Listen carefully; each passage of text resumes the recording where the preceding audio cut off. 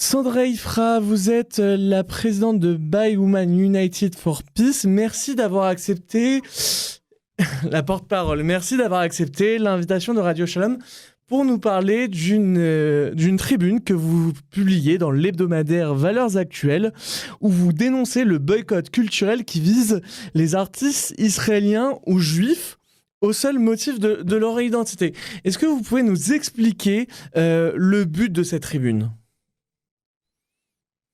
Le but de ces tribunes, c'est tout simplement, en fait, il y avait deux idées. Un, évoquer un antisémitisme de culture, ou plutôt un antisionisme, pour être encore plus exact, culturel, qui ne vise pas une œuvre, qui ne vise pas un discours, qui vise tout simplement, à travers Amir, et c'est intolérable, une identité. Donc tout d'abord, nous voulions montrer tout notre soutien à Amir et à tant d'autres qui ont subi, que ça soit au niveau d'artistes artistiques, que ça soit au niveau de chanteurs, de festivals ou autres, vraiment notre soutien, comme quoi il a été acclamé, qui a eu un silence, et c'est ça aussi qu'on voulait évoquer, de la part de nombreux artistes français, et ça c'est inadmissible, et d'autre part, montrer que comme en Italie, comme pour vous souvenez l'année dernière, la Biennale de Venise, le ministre de la Culture au niveau italien a dénoncé ce boycott d'un pavillon d'art à Venise, et nous demandons de faire exactement la même chose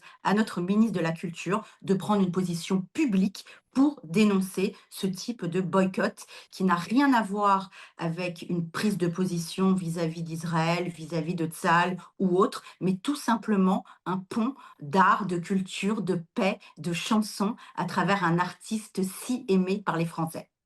Mais au-delà du cas particulier d'Amir, l'exemple de ce qui s'est passé à la fois à la Gardanne et aux Francopholies, selon vous, traduit le sentiment qu'ont aujourd'hui les Juifs de France d'être rejetés du seul fait d'être juifs et d'avoir un attachement à Israël. Alors la communauté juive de France, ou bien à travers des collectifs comme Women United for Peace, évidemment, il y a une condamnation totale pour ce type de boycott envers des artistes juifs ou israéliens et juifs. Amir est un des exemples, mais ça a commencé il y a bien longtemps. On peut se souvenir malheureusement des années 30, des années 60, avec ça passe de Jean Gabin en passant par Gainsbourg ou différentes personnes du monde de la culture.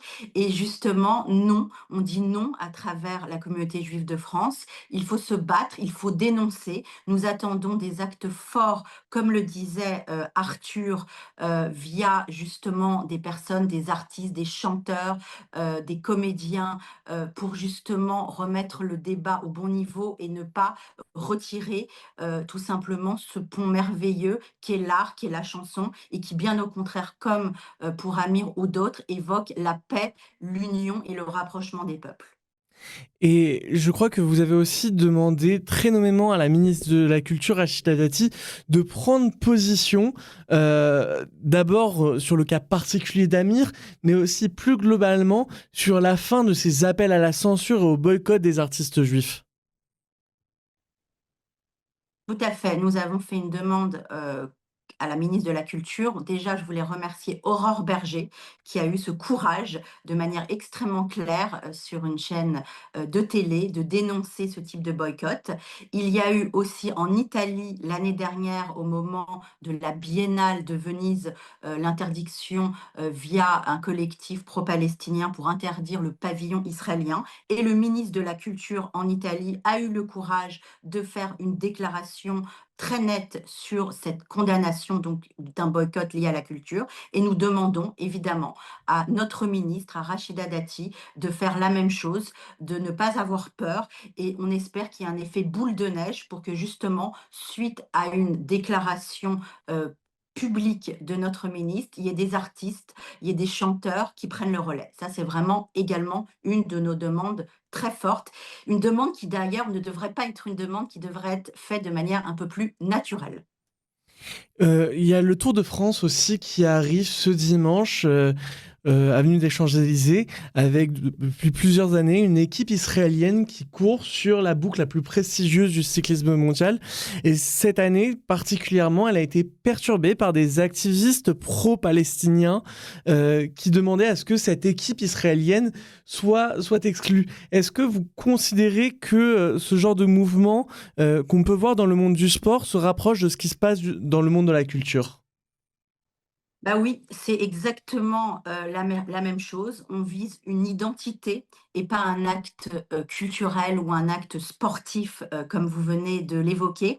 Et d'ailleurs, à propos de ce Tour de France, nous sommes ravis d'accueillir, le CRIF va l'accueillir également, Ofer, Calderon, qui est un des otages franco-israéliens, qui est passionné de sport et qui va venir, d'ici quelques jours justement, accueillir, les différents participants sportifs.